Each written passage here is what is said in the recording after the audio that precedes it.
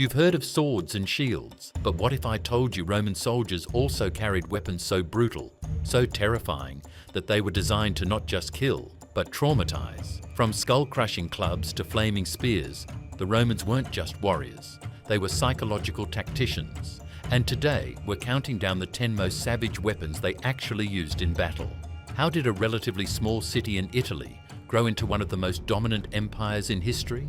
Simple: superior tactics and weapons that gave their enemies nightmares. Some Roman weapons were so effective, they changed warfare forever. Others, they were designed purely to send a message: resist us, and you'll die horribly.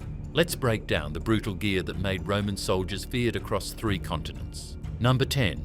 Gladius, Rome's silent, stabbing reaper. When people think of Roman soldiers, they picture a legionary with a gladius. And for good reason. It wasn't the biggest weapon, it wasn't the flashiest, but it was, without question, one of the deadliest tools of war ever forged. The gladius was short, only about 18 to 24 inches long, but that was by design. Roman soldiers fought in tight formation, shoulder to shoulder. There was no room for wild swinging. The gladius was built for controlled, precise, lethal stabbing. Unlike swords meant to slash or intimidate, the gladius was an execution device. Legionaries were trained to stab under the ribs, pierce through armor gaps, or drive it directly into the stomach, twisting for maximum internal damage. A slash might wound someone. A stab, especially to the gut or heart, guaranteed death. One thrust, pull, reset, repeat.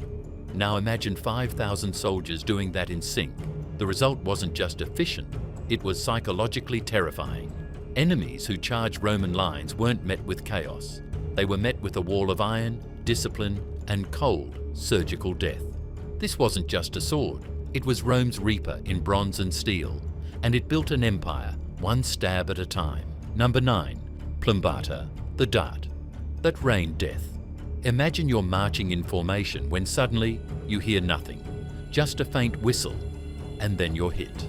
A lead-weighted dart tears through your shoulder like it was nothing. That's a plumbata. These weren't ordinary throwing darts. They were strategically engineered with iron tips and heavy lead cores that allowed them to fly farther, faster, and deadlier. Roman soldiers carried them tucked inside their shields and threw them in volleys before engaging in close combat. They didn't just aim to kill, they aimed to maim. The plumbata lodged itself into flesh, burrowed deeper with movement, and shredded muscle tissue on impact. And since they dropped from above, shields were often useless against them. Some historians believe a well-trained soldier could carry up to 5 of these, ready to launch with deadly accuracy. And when hundreds of troops threw them at once, the sky darkened, turning peaceful air into a silent storm of steel. The true horror. Victims rarely died immediately. Instead, they were left screaming, bleeding out, too wounded to fight, too alive to be ignored. Number 8. Spiked mace, the skullcracker. Not all weapons were about finesse. Some were about pure, savage force. And nothing delivered that like the spiked mace. This brutal weapon was favored in brutal environments, narrow alleys, sieges, and riots. A heavy club with iron spikes or studs, it could shatter skulls, crush ribs, and even snap femurs through armor. Romans didn't invent the mace, but they perfected its use. Especially during revolts or urban combat, it was a go-to choice for Roman auxiliaries and riot suppressors. Unlike swords, it didn't require precision, just a powerful swing. The spiked mace didn't just kill, it disfigured. It sent a message: resist Rome and your body will be reduced to pulp. What's more horrifying? Survivors. Those who weren't killed instantly often lived the rest of their lives crippled, maimed, or mentally destroyed. This wasn't just a weapon of war, it was a tool of fear. Number 7. Carroballista, the mobile harpoon gun. Picture a crossbow, now scale it up to the size of a cart. Mount it on wheels. Load it with iron bolts taller than a man. You now have the Carroballista. The Carroballista was the Roman battlefield's artillery monster, a wheeled siege weapon that could launch its massive projectiles with shocking speed and power. It could skewer multiple soldiers in one shot, pierce shields, splinter wooden doors, and even break masonry. Its presence alone shattered morale. Imagine charging into battle, only to watch your comrades get pinned to the ground or hurled backwards from the sheer impact. Roman engineers made it mobile, allowing it to be repositioned mid-battle, a terrifying concept at the time. Most armies had never seen precision artillery that could follow them across the field. The Carroballista turned war into a spectacle of mechanical death. It was cold, efficient, and unlike anything Rome's enemies had faced before. Number 6. Flaming pilum, the fire starter. The pilum was already a nightmare, a long, thin throwing spear with a soft iron neck that bent on impact, making enemy shields useless. But Rome wasn't satisfied with mere penetration. In some campaigns, pila were dipped in pitch and lit on fire before being hurled into enemy lines. The goal? Chaos. These fiery missiles weren't just deadly, they were psychological warfare. They set shields ablaze, ignited siege towers, and created smoke screens that disrupted formations. Soldiers dropped their shields in panic, exposing their bodies. Others turned and ran, fearing they'd be burned alive before ever crossing swords. Now imagine multiple ranks of soldiers tossing burning spears, the sky streaking with fire as they rained down on wood, cloth, and flesh. The battlefield turned into a living furnace, and Rome thrived in the inferno. This wasn't about clean kills. It was about watching the world burn around your enemy. These include cursed sling bullets, bone-smashing war clubs, disemboweling blades, and the weapon so terrifying Rome redesigned its entire armor system because of it. Number 5. Lead sling bullets, death you never saw coming. The Roman sling may not look intimidating, but in trained hands, it was a sniper rifle. And its ammo? Lead sling bullets or gladius. These weren't simple stones. They were aerodynamically molded projectiles, often the size of an almond, forged from solid lead.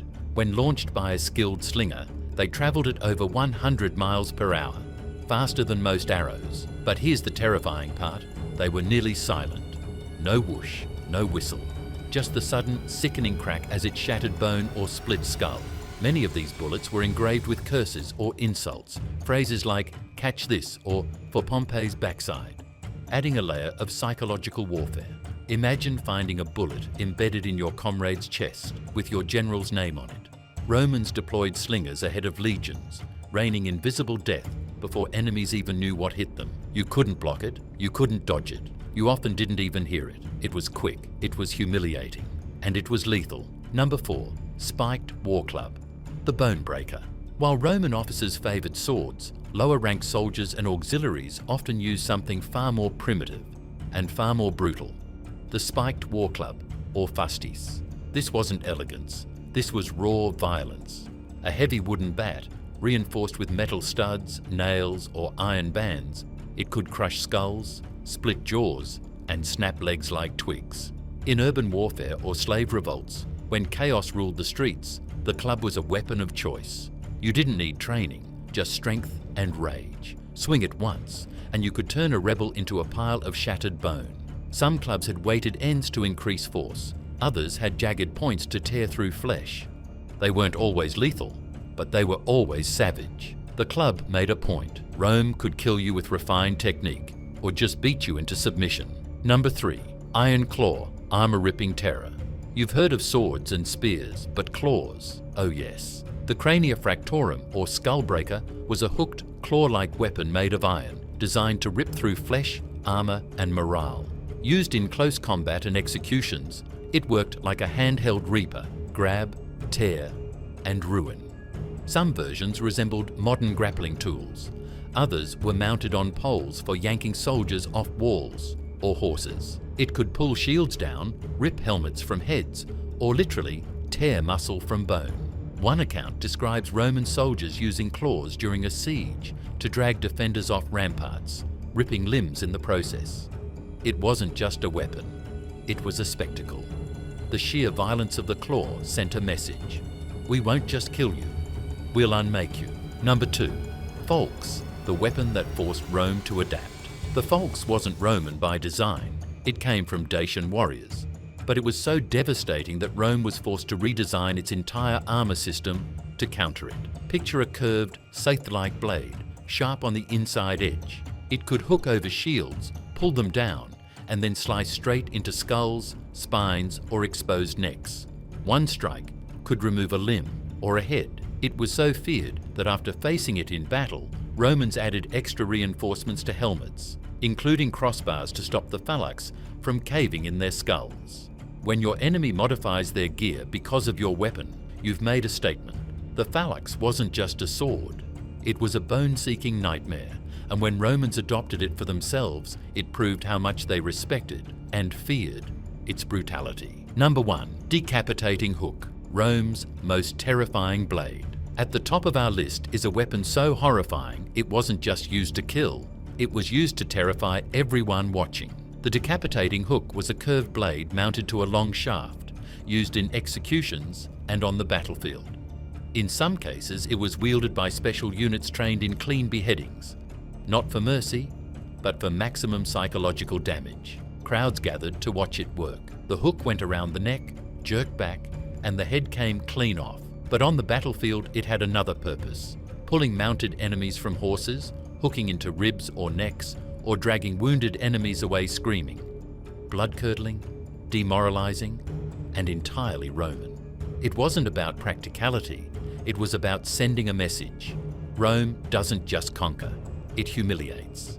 The Roman Empire didn't rule the world through numbers alone, it ruled through discipline, innovation, and the ruthless understanding that fear is often more powerful than force. These weapons weren't just tools, they were psychological strategies, designed to leave enemies not just dead, but broken, humiliated, and unforgettable.